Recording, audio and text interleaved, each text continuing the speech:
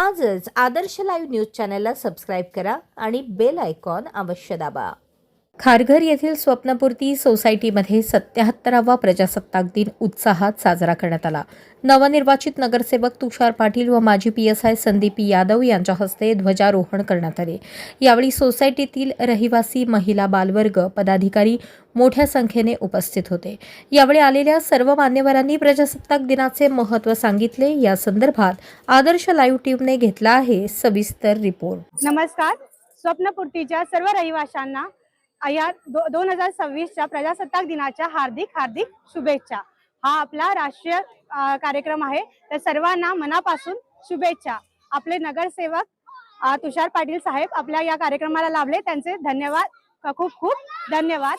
आणि हा कार्यक्रम इथेच संपला असं आम्ही जाहीर करतो। सर्वांना स्वप्नपूर्ती रहिवाशांना प्रजासत्ताक दिनानिमित्त हार्दिक शुभेच्छा। हा प्रजासत्ताक दिन 77वा प्रजासत्ताक दिनानिमित्त सर्व नागरिकांना हार्दिक शुभेच्छा।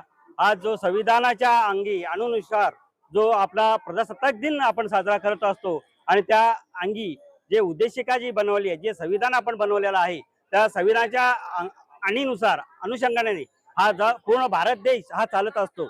आणि या भारत देशामध्ये जे संविधानामध्ये लिहिले त्याच्यामध्ये आम्ही भारताचे लोक, आम्ही लोक म्हणजे हे भारताचे सर्व लोक आहेत। त्याच्यात जात धर्म कुठलाही न येता त्याला आपण भारतीय संविधान आपण हा स्वीकारून अंकित करून 1950 रोजी हा भारताचा संविधान तयार करून राष्ट्रपती राजेंद्र प्रसाद आणि आपले सर्व समिती सदस्य त्यांच्या सुपूर्द करण्यात आला। आणि हा भारत देशाचा जो आराखडा या देशामध्ये चालवण्यात आला आणि त्यानुसार हा भारताचा देश हा ह्याच्यानुसार चालत आहे। संविधान या संविधान लिहिण्यासाठी 2 वर्ष 11 महिने 18 दिवस झाले लागले। त्या अनुषंगाने या सर्व भारतांना आपण एक सार्वभौम मत या संविधानाच्या द्वारे आपण या ठिकाणी दिलेला आहे। आणि या भारताच्या संविधानामुळेच आपला हा देश हा चालत आहे। आणि त्या अनुषंगाने सर्व नागरिकांना मी परत एकदा हार्दिक शुभेच्छा देतो। प्रजासत्ताक दिनानिमित्त मी सर्व नागरिकांना परत एकदा हार्दिक शुभेच्छा देतो। एवढंच बोलून 2 शब्द संबोधित जाईल। नमस्कार, मी संदीप शिवलिंग यादव, पोलीस उपनिरीक्षक, सेवानिवृत्त पोलीस उपनिरीक्षक। आज मला आज स्वप्नपूर्ती येथे झेंडावंदनच्या कार्यक्रमाला बोलवलं, त्याबद्दल त्यांच्या अध्यक्षांचे आणि तसेच महिला मंडळाचे मी आभार मानतो।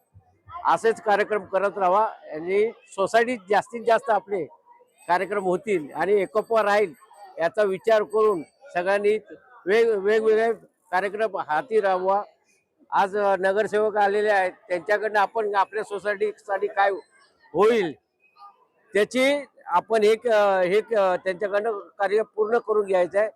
एवढीच ईश्वरचरणी प्रार्थना आणि सर्वांचे आभार। पनवेल आणि नवी मुंबई व रायगडच्या ताज्या घडामोडी पाहण्यासाठी आजच आदर्श लाईव्ह न्यूजला सबस्क्राईब करा आणि बेल आयकॉन दाबून रहा अपडेट।